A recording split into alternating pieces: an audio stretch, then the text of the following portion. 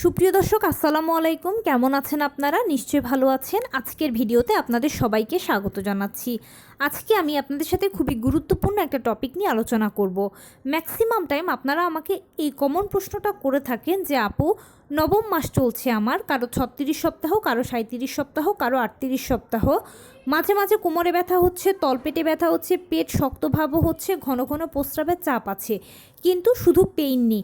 এ অবস্থায় কি করবেন? আসলেই কি নর্মাল ডেলিভারি হবে কি না, বা কতদিন নর্মাল ডেলিভারির জন্য অপেক্ষা করবেন, বা চান্স কতটুকু আছে নর্মাল ডেলিভারির জন্য, ইত্যাদি সব কিছু। তাহলে চলুন মূল ভিডিওতে যাওয়া যাক।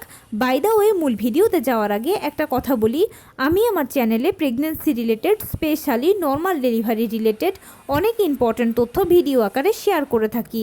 এই তথ্যগুলো আমার পার্সোনাল এক্সপিরিয়েন্স ও আমার ডক্টরের সাজেশন থেকে নেওয়া। তাই আমার চ্যানেলটিকে যদি একবার আপনারা ভিজিট করেন, তাহলে আপনারা আপনাদের প্রশ্নাতীত মনের অনেক প্রশ্নের উত্তর পেয়ে যেতে পারেন। আমন্ত্রণ জানাবো আমার চ্যানেলটিকে একবার ভিজিট করে দেখার জন্য।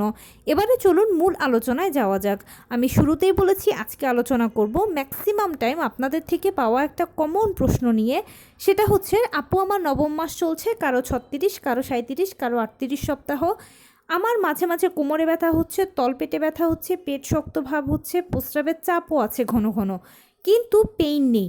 এ অবস্থা আমি কি করতে পারি, বা আমার নর্মাল ডেলিভারির চান্স কতটুকু আছে, আদৌ নর্মাল ডেলিভারি হবে কি না, কবে পেইন আসবে, ইত্যাদি সব কিছু। দেখুন, গর্ভাবস্থার নবম মাসটা হচ্ছে ডেলিভারির আদর্শ সময়। নবম মাসের শুরুতেও ডেলিভারি হয়ে যেতে পারে, মাঝামাঝিতেও হতে পারে, শেষেও হতে পারে।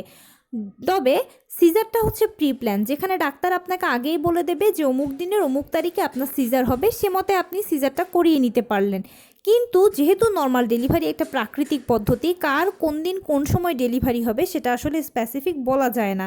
মহান আল্লাহ তাআলাই ঠিক করে রেখেছেন যে কোন দিন কোন সময় আপনার ডেলিভারি প্রক্রিয়া শুরু হবে, আপনার সন্তানকে আপনার কোলে দেবেন, তখনই আপনার ডেলিভারি হবে, আপনার সন্তানও ভূমিষ্ঠ হবে।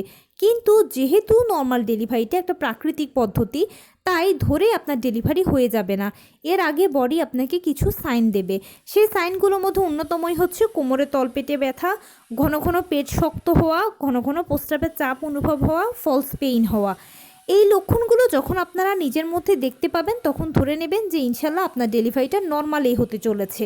এখন প্রশ্ন হচ্ছে কবে হবে। নবম মাসের 37 থেকে 40 সপ্তাহ হচ্ছে নর্মাল ডেলিভারির আদর্শ সময়। 95% ডেলিভারি 37 থেকে 40 সপ্তাহের মধ্যে হয়ে যায়। এবার কারো 37 সপ্তাহে হয়, কারো 38 সপ্তাহে হয়, কারো 39 সপ্তাহে হয়, কারো বা আবার 40 সপ্তাহে হয়।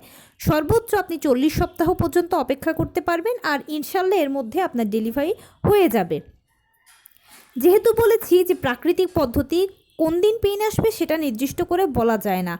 তবে 37 থেকে 40 সপ্তাহের মধ্যেই ডেলিভারি হবে। এই সময়ের মধ্যে জরায়ু মুখ খুলবে, এই সময়ের মধ্যে ডেলিভারি প্রক্রিয়া শুরু হবে, এবং এই সময়ের মধ্যে আপনার পেইন আসবে।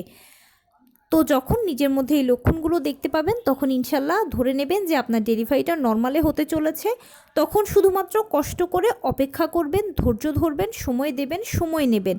কারণ বারবারই বলছি আমি যে যেহেতু পদ্ধতিটা প্রাকৃতিক পদ্ধতি, প্রাকৃতিক সব কিছুই ভালো, কিন্তু একটু সময় সাপেক্ষ।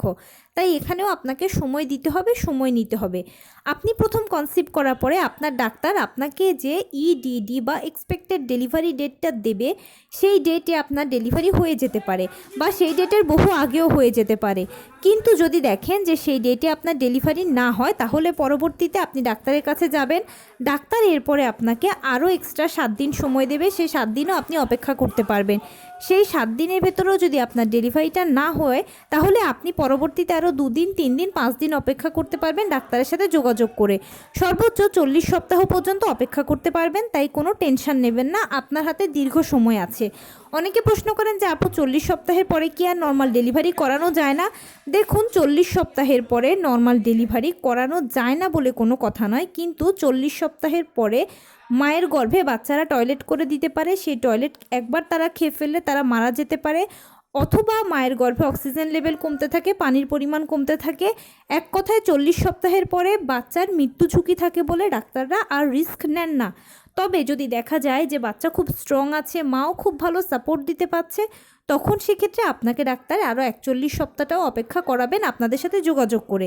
ওই সময় ডেলিভারি হলে হয়ে যেতে পারে, তবে একেবারে ম্যাক্সিমাম টাইম হচ্ছে 40 সপ্তাহ পর্যন্ত অপেক্ষা করা, যেটা ডাক্তারও আপনাকে অপেক্ষা করাবে। তো এই ছিল আজকের ভিডিও। কেমন লাগলো বলুন?